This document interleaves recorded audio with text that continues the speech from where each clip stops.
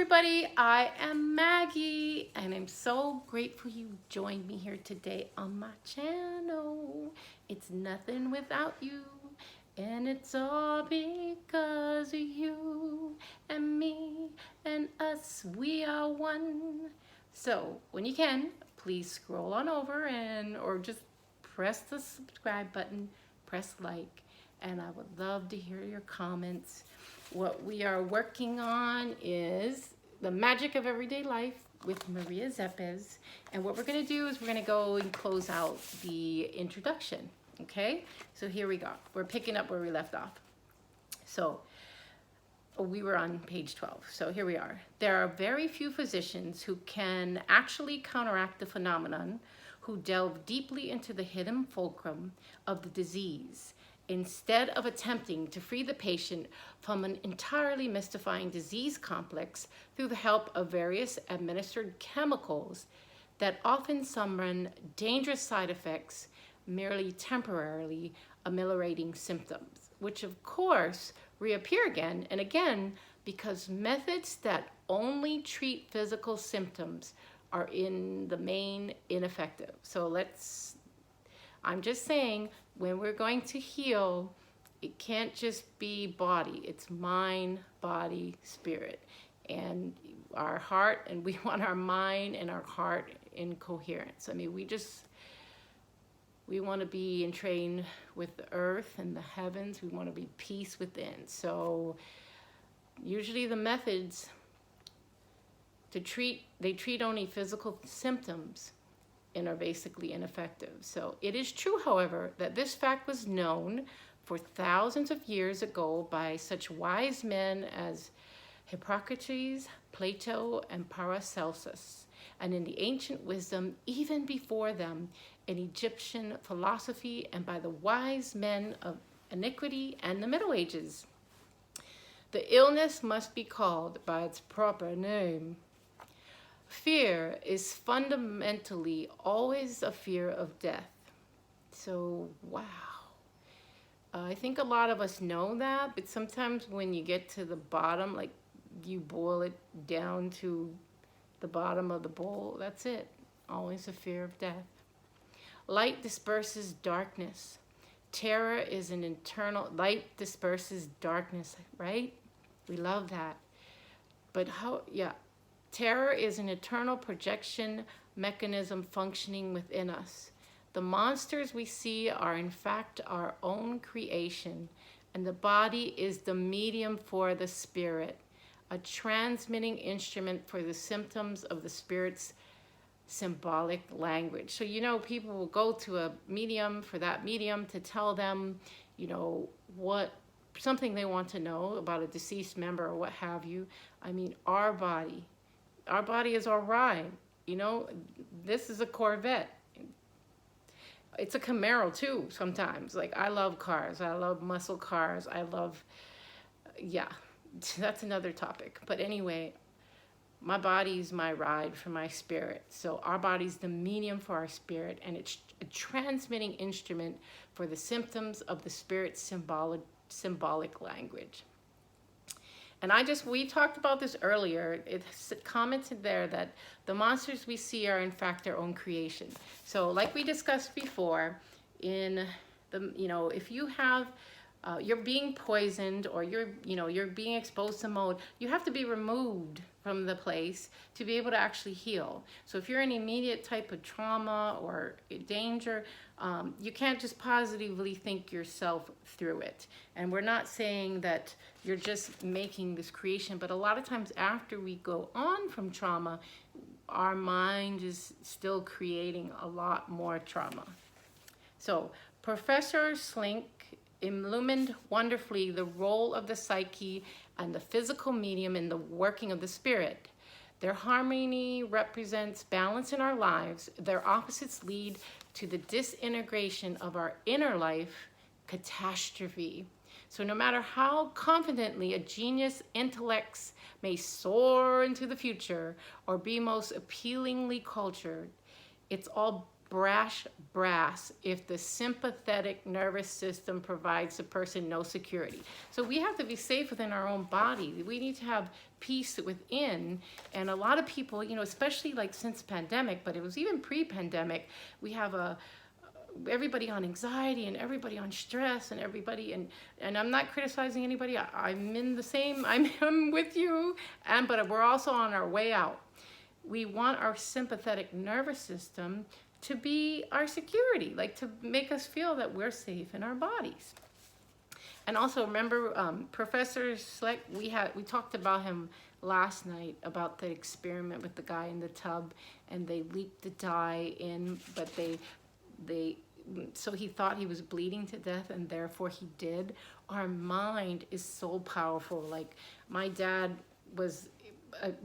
is like such a powerhouse, very strong-minded. He always said, like, you know, basically get your mind, set your mind, get your weight on your side. He's an Aikido instructor.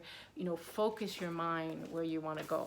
So your mindset, it's going to be strong. You can come out of anything. So to move on, Kabbalistic tradition expresses it in this way. Inner harmony requires a person to think with the heart as well as to feel with the brain. I quote this sentence in part from a book by Nandor Varkoni entitled Lost Paradise, but I added the closing phrase from the game rules of the ancient Tarot cards. Not many suspect the lightning flash genius of this seemingly indecipherable conceptual switch. Let us consider, however, the example that a polyhistorian with tremendous encyclopedic knowledge can also be morally uninhibited and merciless egoist because he is morally immature, whereas a simple person living in close alignment with nature can bring forth pure eternal wisdom. Wow, I love that.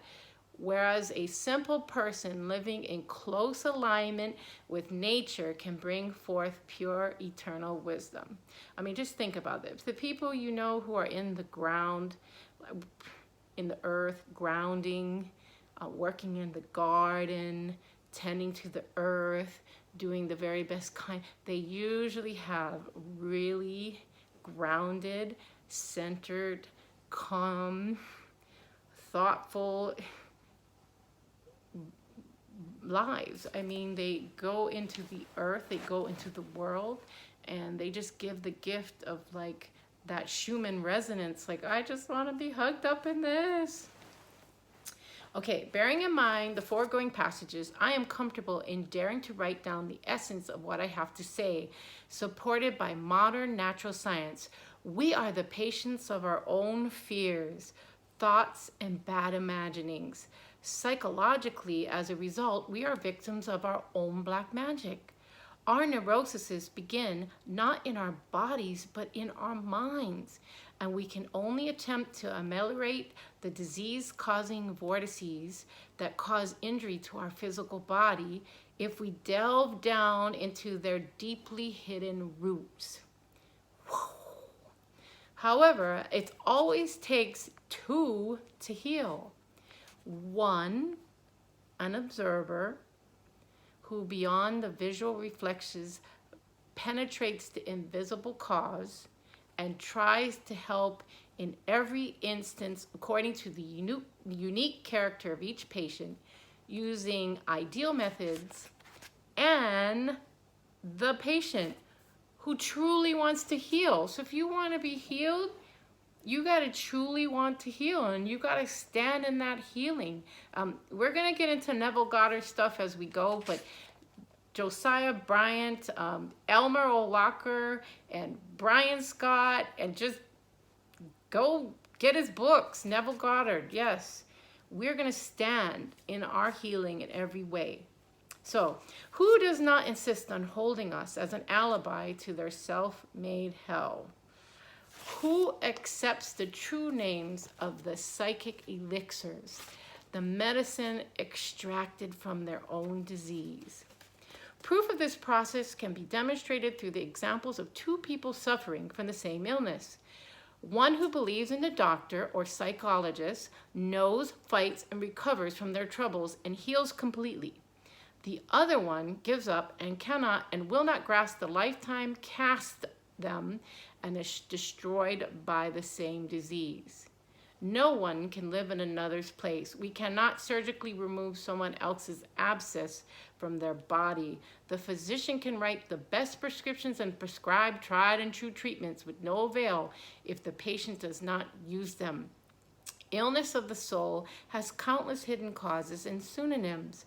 Most often, as compensatory activity, they manifest frightful symptoms which lead to organic disturbances and ultimately death. Among the hidden causes, we frequently find hunger for love, desire for attention, revenge, blackmail, retaliation for injuries suffered, escape from obligations, infantile withdrawal into alarm from responsibility, and many others.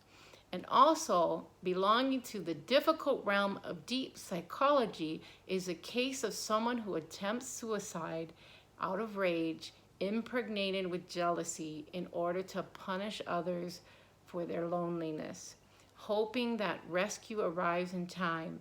In the end, however, the person miscalculates and dies as a result of the display of blackmail. So this is, one thing, this paragraph, literally, this is why as healthcare providers, if we have to be in integrity, and we need to be someone that our patients can trust, so that our patients can be that patient, the patient that goes and heals. If we are not acting in a way too that makes the patient feel safe, we're not acting in our best integrity, they're just another number, they're going to be that second patient that's going to fizzle out. But I know we are here to help. So where we are the miracle makers. And where we take care of people, they will heal. The other thing I wanted to say too is that in a lot of my training, suicide is not about dying, it's about anyone's pain. But we don't want to lose people to anything when we can all be a part of the new earth and help one another. So, in the manner so described, if as unconscious black magicians, we can constantly infect, poison, and destroy ourselves with horrors, traumas, phobias, exalting imaginings, and blinded passions, why couldn't we at last also be white magicians and consciously banish the black apparitions from our mind? The fears that turn into terrors, the ferocious powers of damaging impulses, and replace them with rays of magical incantations of self-confidence, hope, and recognition. We have no need for this toxic sludge. We must change our unhealthy behavior. The magic of everyday life is modern behavioral science, and so far, no one has regretted trying the recommended methodology. So, woo, we are on fire. So that's the introduction, and we're gonna just, like I said, slow crawl.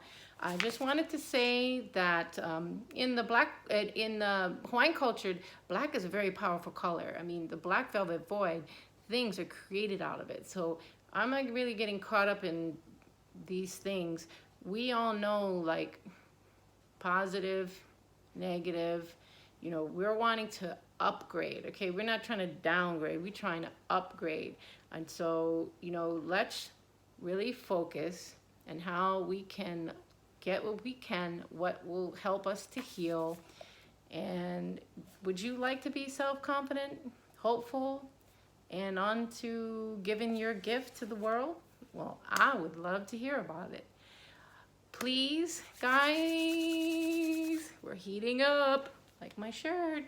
This is from my son, and his wife, anyway, and my grandson. But anyway, okay, so please hit the subscribe button, like, and I would love to hear your comments. We're slow crawling through the magic of everyday life. You have magic in you to share with the world. You're miracle makers.